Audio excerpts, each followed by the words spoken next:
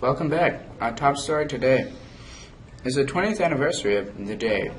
20 years ago on this day, the world was plunged into nuclear war. The war was allegedly started by the bombing of the port of Latakia. Here to talk more about the day is our historian, Drake Peterson. Thanks, Grant. So, 20 years ago on this day, we entered a horrifying nuclear war. On this day in history, as people referred to it as the day, multiple nuclear missiles were launched towards the United States and ruined our country by tearing apart our towns and cities, destroying our nation's capitals, and leaving our nation hopeless. As bad as it sounds, miraculously, there were multiple survivors. The things that were given to us easily like food and shelter and electricity quickly became scarce. People had to fight to survive and make do with what they had. The rich quickly became poor, and money was worthless. The mission was to simply stay alive and not to get sick or go hungry. Life became a challenge. There were people that took the name as highwaymen. And the highwaymen were not ordinary people. They would wait on the side of the road for you to pass, and right when they thought the time was right, they would attack you. They'd steal your goods and your food and just leave you hopeless. Food was so scarce that people would risk their lives every day just to have a simple meal. This time was terrible. Thanks for that, Drake. Well, now we're going to go to an interview with the survivor of the nuclear war, Ben Franklin. Hi, I'm Drake Peterson, here with Fox 48 News. Today's the 20th anniversary of the day. Today, I'm going to be interviewing Ben Franklin, who is one of the few survivors of the nuclear warfare attack 20 years ago.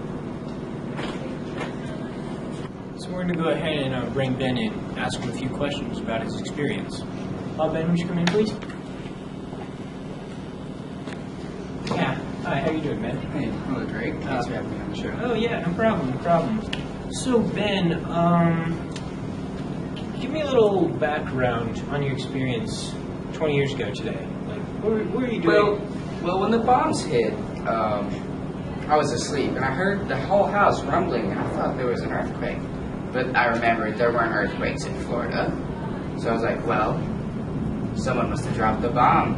And my father came, my stepfather came running downstairs, and he was screaming, and we all had to get into the bomb shelter.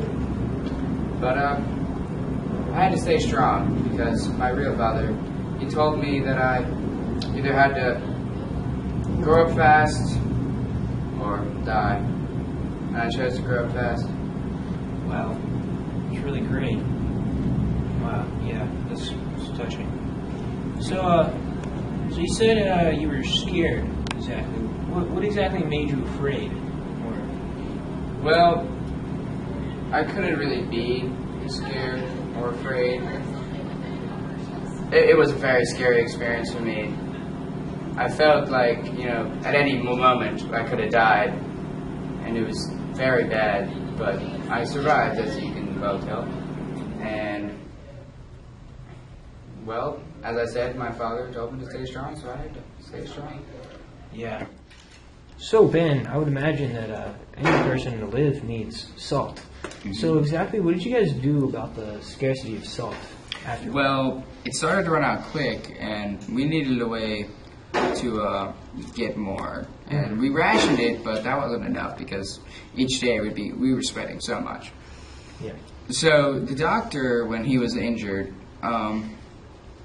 he realized that there was a journal entry about a lagoon filled with salt in the old explorer's journal. Mm-hmm. So we read that and found out that it was a lagoon close by, only a couple miles down the river.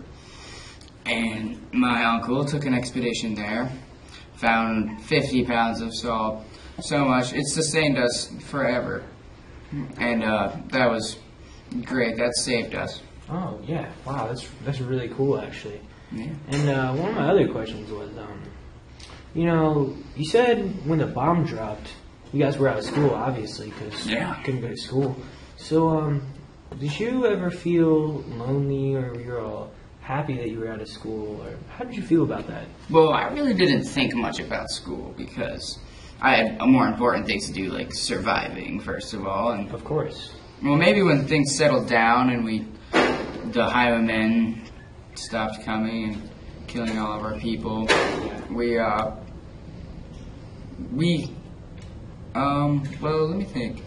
Yeah, I think the teachers, one of them stayed and taught some of the children in the school.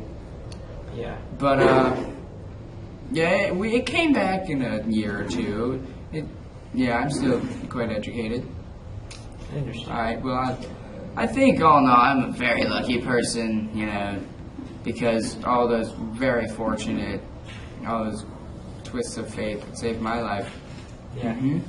Man, you lived with you lived with some other people, and you guys were pretty good with surviving, and you know what to do, and you had good food. So, was there ever anyone who came up to you and maybe tried to take your things or anything? Yeah, there are highwaymen who would go out on the highways and raid cars that came by, but eventually the people got smart enough not to ride on the highways, so they moved into Fort Repose, and they raided a house, killed 2 people. It was very sad, but that motivated my father, my uncle actually, to get a posse together and go and hunt them. Eventually they found them and killed them. Wow, that was a heartfelt interview with Ben Franklin. Well, that concludes our segment on the 20th anniversary of the day. Thanks for watching, and we'll be right back.